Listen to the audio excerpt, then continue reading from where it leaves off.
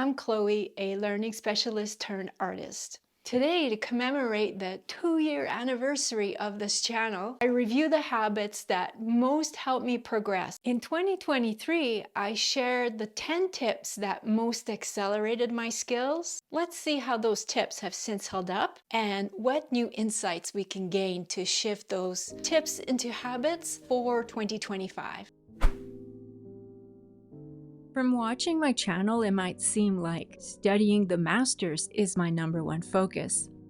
However, for habits to stick, everything stems from the learning plan. As a beginner, keen to learn pen and ink, I watched every YouTube video, got all the recommended art books, signed up for the drawing lessons that looked fun, and filled my sketchbook with doodles as often as I could. Because those were the recommended things: take lessons, read books, and draw a lot. These activities are useful when you're starting out because it's a chance to discover your preferences, such as what subjects you most like to draw, what art styles you're attracted to, and it's a familiarization with the tools and the medium. The danger is getting stuck drawing only what you're good at in one style using your favorite tools. And if you do this long enough, the rut gets bigger and harder to climb out of. At that point, attempts to practice a different subject in another style using a new tool sets you back to square one. Oh, but it feels worse than square one because now you have something to compare to. It feels like 100 steps back. You probably saw PewDiePie's 365-day drawing challenge. In reviewing his sketchbook, he grieves how his progress stunted at day 90. He said he should have moved on to other subjects way sooner.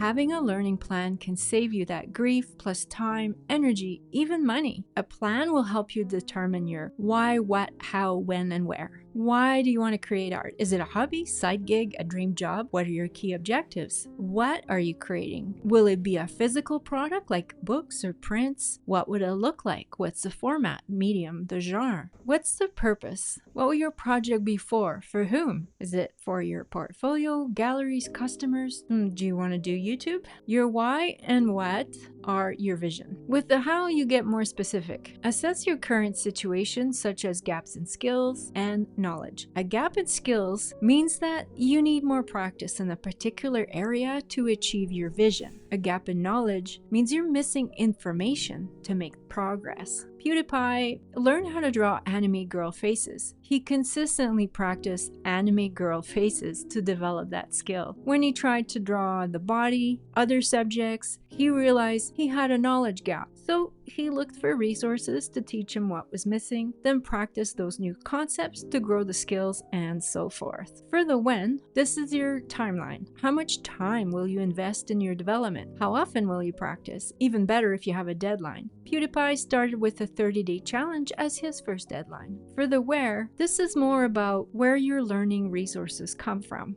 Rather than random lessons or general art books, you get specific with the topics and the source of instruction. Having a plan means you'll be more successful in matching the resources to your learning needs. For example, you may decide that investing in a course program is worthwhile now that you have a clearer direction for what you need. The when and where inform the how. PewDiePie said after reflecting on his journey that he learns best from watching the process of other artists, getting feedback from professionals, and specific books, which he shared in his video. For more guidance on how to set up a learning plan, I've linked this video along with other resources in the description below.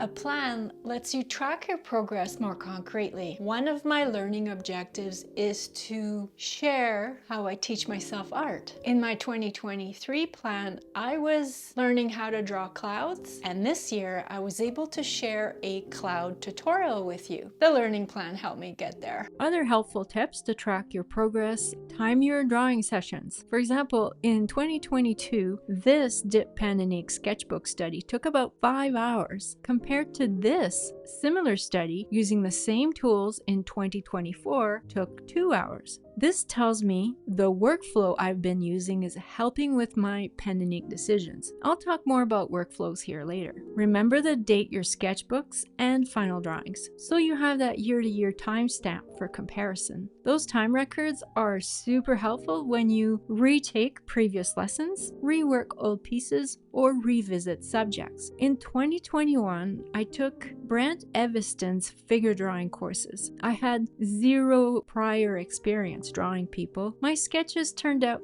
so-so. I was proud of those, but I didn't quite grasp the concepts at the time. I got lost trying to practice once the class was over, and I ended up not applying what I learned in my projects. I concluded that I sucked at drawing people. My point here is, don't give up. Now I understand. Figure drawing is an art fundamental that was too advanced for where I was in my journey. I'm currently retaking Brant's figure drawing courses. The concepts make way more sense now because I've since worked on the primary fundamentals, shape, form, shading, and I'll talk about the fundamentals in a bit. If you're struggling, just park that subject and return to it later. It was the same with my bird drawings. I only made progress because I broadened my scope. You might be thinking, well, that's common sense, but at the time, I lacked the confidence to trust that it was a lack of experience, nothing to do with talent. January is a good time to review your past year of art making. I fine-tune my learning plan quarterly to stay on track, monitor progress, and make changes. Assess what went well and what didn't. From there, divide a page into 4 sections and decide what you want to do in the next 365 days. What will you start doing to gain knowledge and skills to achieve your vision? This could be something you've never tried before or something you used to do and want to restart. I used to draw every single day, even for just 5 minutes. That was a positive, and I want to reinstate this as a regular habit. What gets in the way of you achieving your vision? What can you stop doing? It could be as simple as stop always drawing the same thing, but it could also be stopping a negative thought pattern that's holding you back as an artist. What are you already doing that's working well for your creativity and you want to keep doing that, or you want more of it? What can you decrease that will allow you to do more of what you want? This could be as simple as decreasing distractions when you're trying to be creative. Write down all those ideas in your plan so that you can monitor your actions. And that takes us to the next habit. Having strategies to stay consistent. With a vision, specific goals, timelines, and a means to track your progress, a learning plan might be all you need to stay consistent. But what about staying motivated? I agree with PewDiePie, who says that motivation comes and goes. Motivation is unreliable. A routine and a mindset are what help you stick to it. We all know a routine and a mindset can quickly get off track unless we have a strategy. As part of your plan, write down what are all the things that help you maintain a routine and look for ways that you can keep doing those things to build good habits. What distracts you from your goals? What are negative triggers that affect your mindset? And write down strategies to avoid those. The general idea is to increase the positives and decrease the negatives. Typically, we don't think about this until there's a problem. Having a strategy lets you make micro adjustments along the way. This could be as simple as blocking time in your schedule and turning off your phone, or as extreme as a life makeover to pursue your art goals full time. Myself, I started integrating minimalist philosophies into my lifestyle, such as regular decluttering. These small actions have had a huge impact on my art practice. To learn more about simplifying your life to do more what you love, check out Seve's channel. I talk a lot about the art fundamentals, and I found that this pyramid for pen and ink works well. Take a screenshot of this self-assessment if you like. You'll also find the links and diagrams on my blog.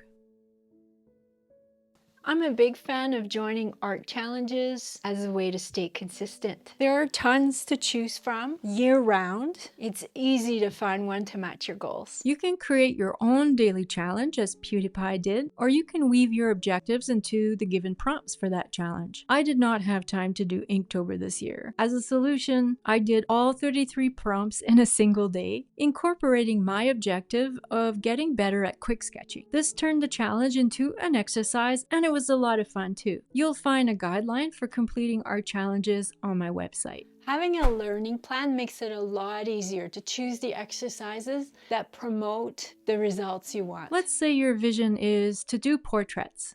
Then look for practice exercises that help you build the fundamentals which most apply to portraits. Stan from Proco advises to start simple shapes, get the form, light, and shadow, and then add the design detail. So maybe for 1 month, practice doing head silhouettes for shape. Next month, do face construction for the form. Then maybe practice your shading with spheres, then progress to the details.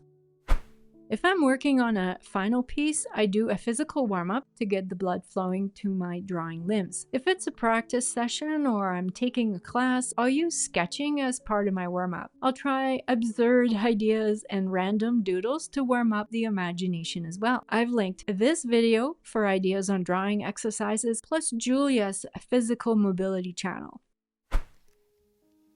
A workflow ensures that you complete your projects from idea to finished piece. Sketchbooks are great for studies, but not for progress. You'll want to draw with intention if progress is the goal. That means aiming to finish your pieces. My workflow is a 5-stage process, and you'll be familiar with it from my other videos, so I won't get into it here. I get even more in depth in my dip pen class if you want to check that out.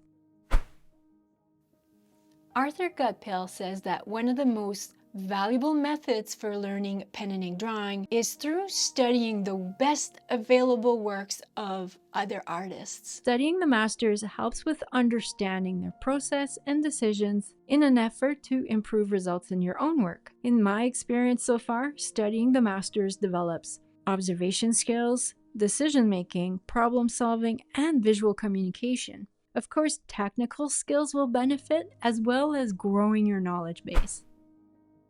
What's most important about the tools is that you learn to control them. There are effective ways to hold each of the tools for the results you want. Pencils, brushes, dip pens behave differently. Same goes with how these interact with the drawing surface, the paper, the ink, etc. I have talked about watching the pros in action with their tools and their setup, particularly the angle of their drawing board. For me, the tools and setup are not a top priority, yet important enough to be part of the learning journey. A tip is advice you can try out. A habit is part of your life through consistent practice. And those were the 10 habits that most helped me progress as a pen and ink artist. If you found this long video valuable, I appreciate you take a moment to give it a like, subscribe for more, and I will see you in the next one. Good luck with your learning plan.